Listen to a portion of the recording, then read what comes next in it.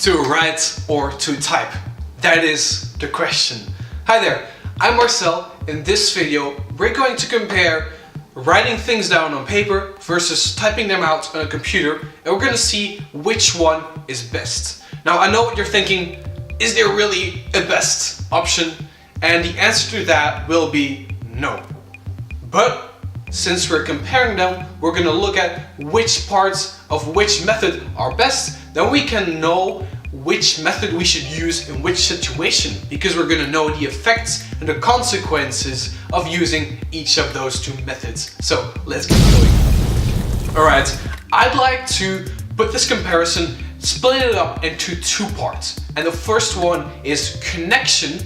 The second one is form. So let's start with connection. Connection, writing things down with a pen and a piece of paper, is clearly the winner. And why is that? Well, first of all, you need more presence in order to be able to write something down.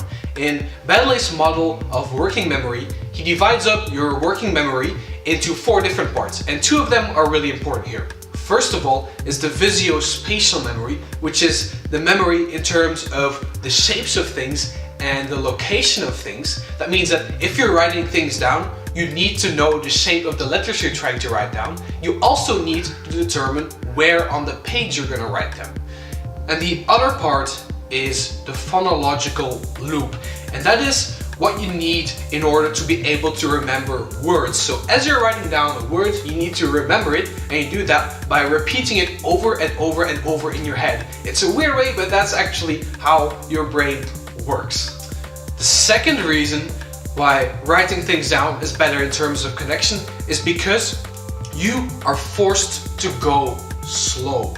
Because you cannot write as fast as you can type, and that means you cannot write everything down, which means that you are forced to interpret and summarize what you're trying to write down. And that's really going to force the information through your brain first before it lands on your piece of paper. And that way you're better at remembering it, retaining it. Okay, second part, form. In this case, there's no clear winner, because on the one hand you have the advantages of paper. If you have a full page to write something on, you can do everything you want on that piece of paper. You can just write normal text as you would do in a digital document, but you can also write anywhere you want on a page. You can circle things, you can draw arrows, you can make little doodles, and that can really help you, again, remember things, because it uses this visuospatial part of your brain. On the other hand, digital documents have a lot of advantages. You can edit them, you can copy them, you can share them, you can search through them, and you can make sure they never ever get lost by just putting them online somewhere. And that's really a big advantage, you know? So when should you do what? If you want something to be in your brain, write it down. If you want to remember it, if you want there to be an emotional connection, you absolutely have to use a pen or a pencil and a piece of paper. You have to write it down. That means things like your daily plans, to make sure you stick to it. That means things like study notes. I'd say write them down. New Year's resolutions are a bit of a tricky one.